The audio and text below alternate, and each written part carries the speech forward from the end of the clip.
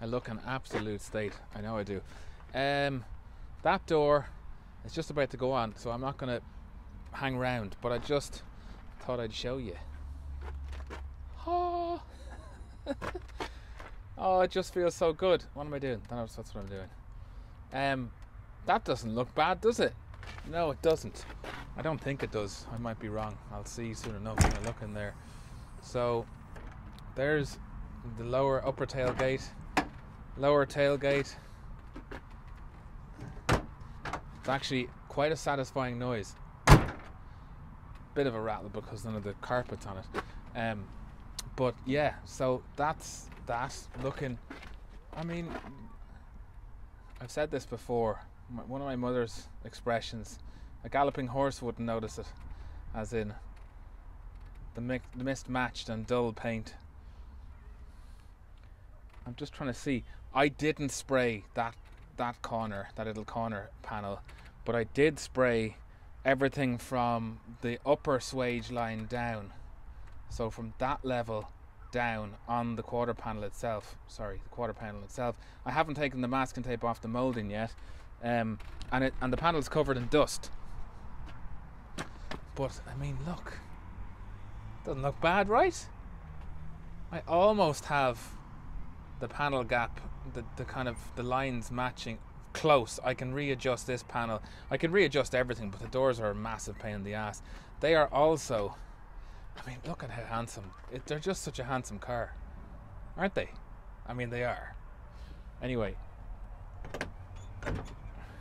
that was lack of power in my hand rather than a stiff door. We go for number 2.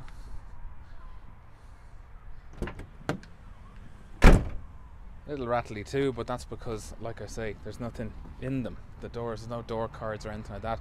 I'm about to do this side and I've got much more space, so I'm hoping to be able to get some creative stop motion going on with that, but it's very difficult obviously to get the doors on without showing the stuff that I need to use to kind of, you know, bolster them up while the stop motion is happening. But that's about to become a real car again. And speaking of real cars, I don't know if you've already noticed it in the background. Before I swing around to show you this, I want to say that I was offered this car 3 times over the course of about 10 days, and each time it was, let's say, a more psychological approach each time, you know, appealing to my inner car guy and the car monkey. And I said no all 3 times, and then I agreed, probably knowingly, to go and help my pal who took ownership of this car, to try and get it started and get it out of where it was. It's one of those cars where it just needed to be gone. So I said no, okay? I said no 3 times. I don't know why I've done this. I do know why I've done it, but I felt good. I felt empowered. I felt like I was taking charge of the situation by saying no, and I was very happy to never think about the car again. Anyway, the phone is giving out about battery. We're still recording. There it is. Jaguar XJ Sport. I will tell you more in a dedicated one because I think the phone is going to die. But to give you the basic details, it has not been on the road. It has been lying outside a very nice secluded house for 15 years. There are only 66,000 miles on this car. I can't find any rust of note on it. There's some small areas of surface rust. There is a lot of peeling lacquer. We'll have a quick look while the phone's going. If I get cut off, I get cut off. So, peeling lacquer, the roof. Okay, that is a little bubble of rust, and that is very worrying. I don't want to have to start welding this car, but it is literally the size of my little fingernail.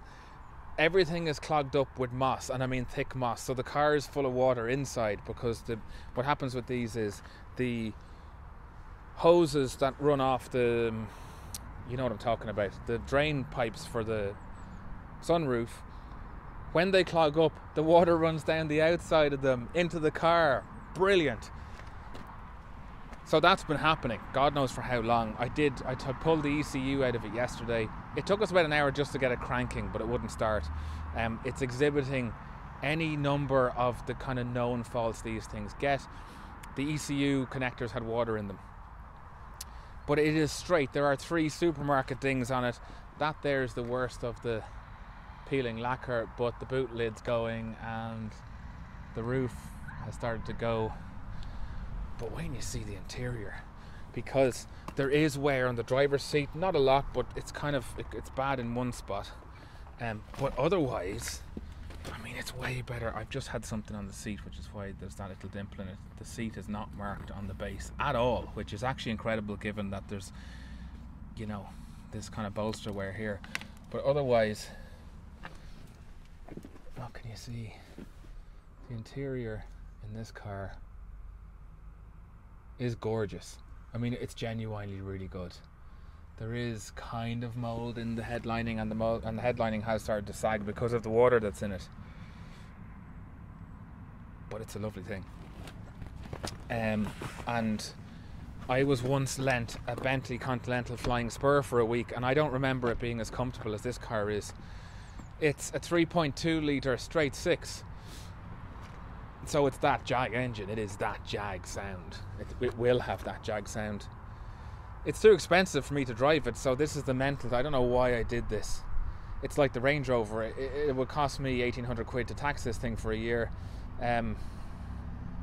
which obviously I can't justify or afford. In fact, I'm still struggling with having to even tax the Range Rover for 3 months, but I'm be damned if I spend 3 years restoring it and not get to drive it. Anyway, that's that thing.